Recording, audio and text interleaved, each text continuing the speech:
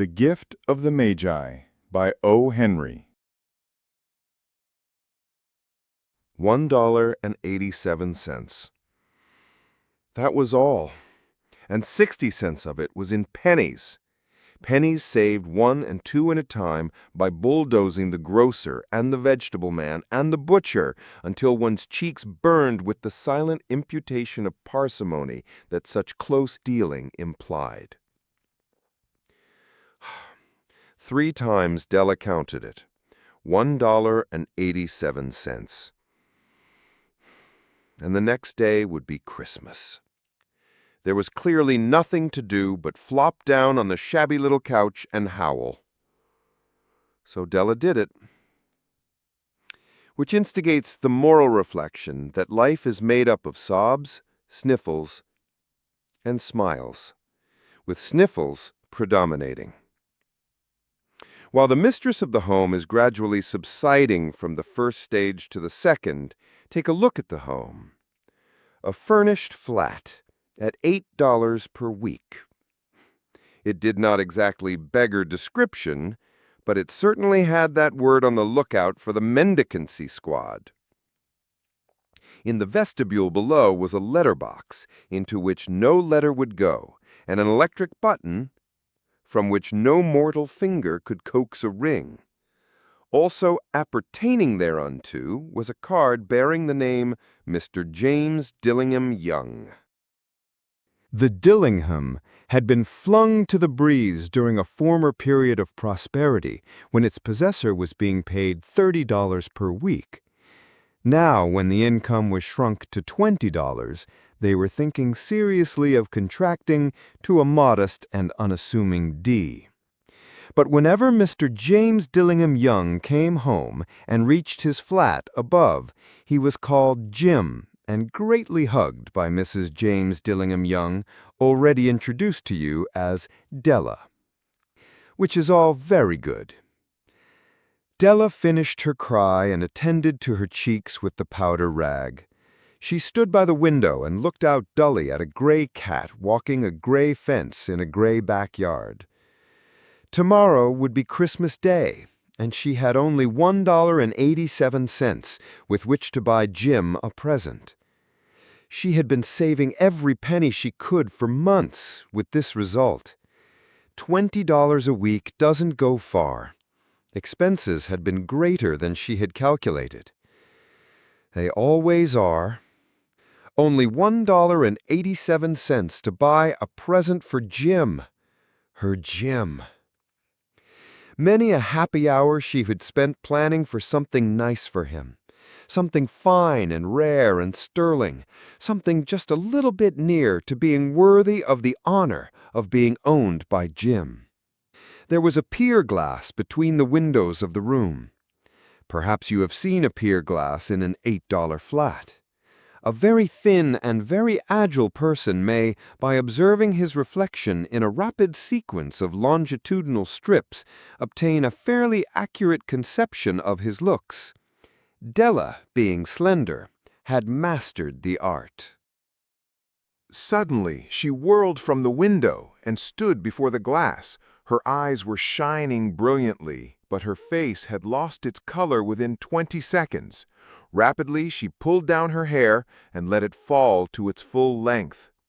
Now there were 2 possessions of the James Dillingham Youngs in which they both took a mighty pride.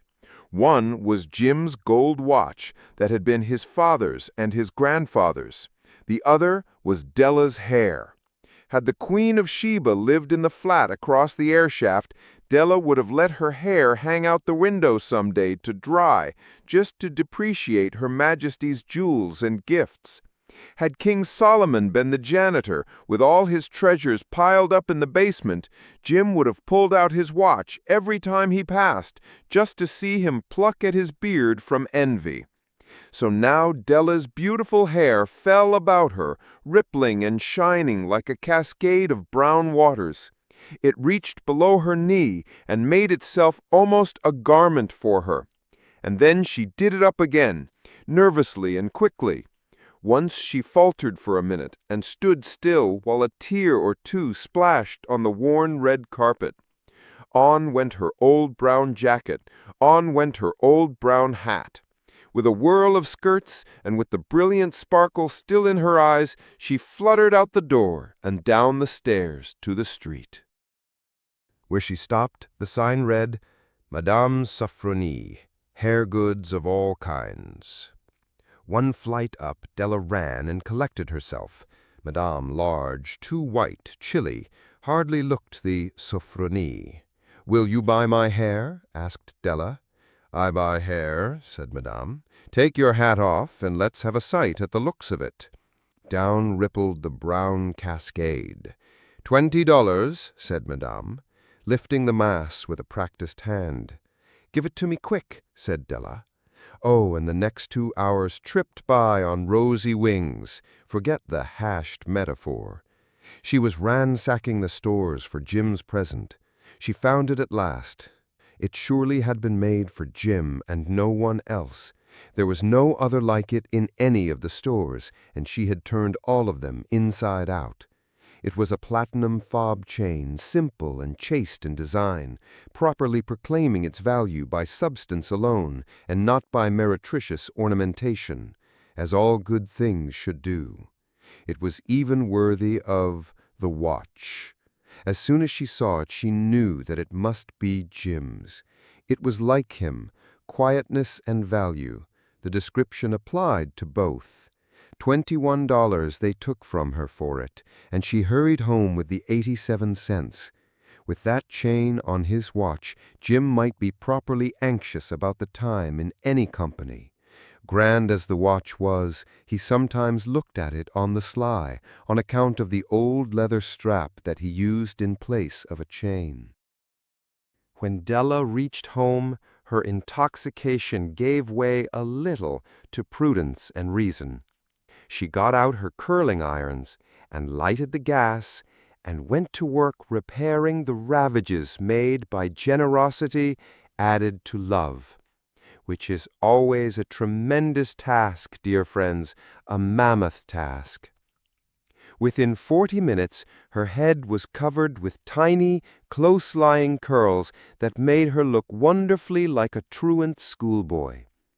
She looked at her reflection in the mirror long, carefully, and critically. "If Jim doesn't kill me," she said to herself, "before he takes a second look at me, he'll say I look like a Coney Island chorus girl. But what could I do? Oh, what could I do with $1.87? At 7 o'clock the coffee was made, and the frying pan was on the back of the stove, hot and ready to cook the chops. Jim was never late. Della doubled the fob chain in her hand and sat on the corner of the table near the door that he always entered. She heard his step on the stair, away down on the first flight, and she turned white for just a moment. She had a habit of saying a little silent prayer about the simplest everyday things, and now she whispered, "Please, God, make him think I am still pretty." The door opened, and Jim stepped in and closed it. He looked thin and very serious. Poor fellow, he was only 22, and to be burdened with a family.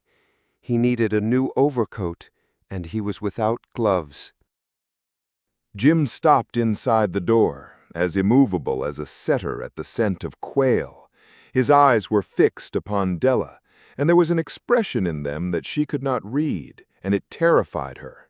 It was not anger, nor surprise, nor disapproval, nor horror, nor any of the sentiments that she had been prepared for. He simply stared at her fixedly, with that peculiar expression on his face. Della wriggled off the table and went for him. "Jim, darling," she cried, "don't look at me that way. I had my hair cut off and sold because I couldn't have lived through Christmas without giving you a present. It'll grow out again. You won't mind, will you?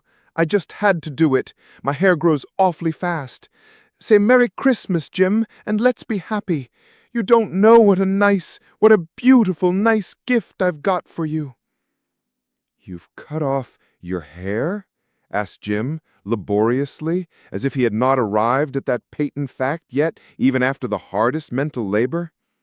"Cut it off and sold it," said Della. "Don't you like me just as well, anyhow?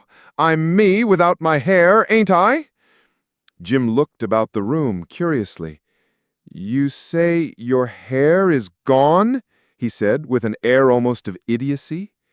"You needn't look for it," said Della. "It's sold, I tell you. Sold and gone, too.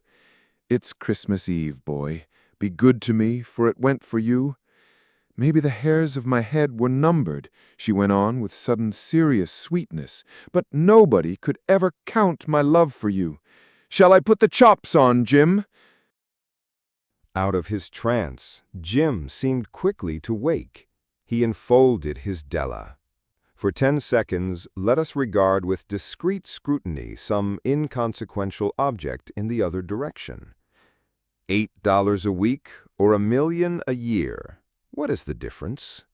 A mathematician or a wit would give you the wrong answer. The Magi brought valuable gifts, but that was not among them. This dark assertion will be illuminated later on. Jim drew a package from his overcoat pocket and threw it upon the table. "Don't make any mistake, Dell," he said, "about me. I don't think there's anything in the way of a haircut or a shave or a shampoo that could make me like my girl any less. But if you'll unwrap that package, you may see why you had me going a while at first." White fingers a nimble tore at the string and paper. And then an ecstatic scream of joy, and then, alas, a quick feminine change to hysterical tears and wails, necessitating the immediate employment of all the comforting powers of the lord of the flat. For there lay the combs, the set of combs, side and back, that Della had worshipped long in a Broadway window. Beautiful combs, pure tortoiseshell, with jeweled rims, just the shade to wear in the beautiful vanished hair. They were expensive combs, she knew, and her heart had simply craved and yearned over them without the least hope of possession. And now they were hers, but the tresses that should have adorned the coveted adornments were gone. But she hugged them to her bosom, and at length she was able to look up with dim eyes and a smile and say, "My hair grows so fast, Jim." And then Della leapt up like a little singed cat and cried, "Ah, ah!" Jim had not yet seen his beautiful present. She held it out to him eagerly upon her open palm. The dull, precious metal seemed to flash with the reflection of her bright and ardent spirit. "Isn't it a dandy, Jim? I hunted all over town to find it. You'll have to look at the time 100 times a day now. Give me your watch. I want to see how it looks on it."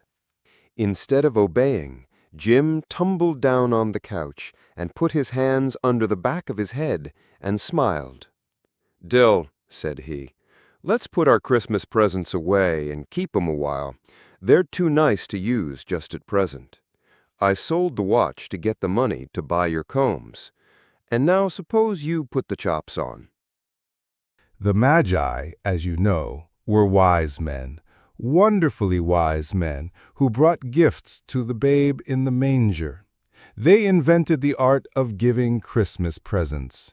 Being wise, their gifts were no doubt wise ones, possibly bearing the privilege of exchange in case of duplication. And here I have lamely related to you the uneventful chronicle of 2 foolish children in a flat, who most unwisely sacrificed for each other the greatest treasures of their house. But in a last word to the wise of these days, let it be said that of all who give gifts, these 2 were the wisest. Of all who give and receive gifts, such as they are wisest. Everywhere they are wisest. They are the Magi.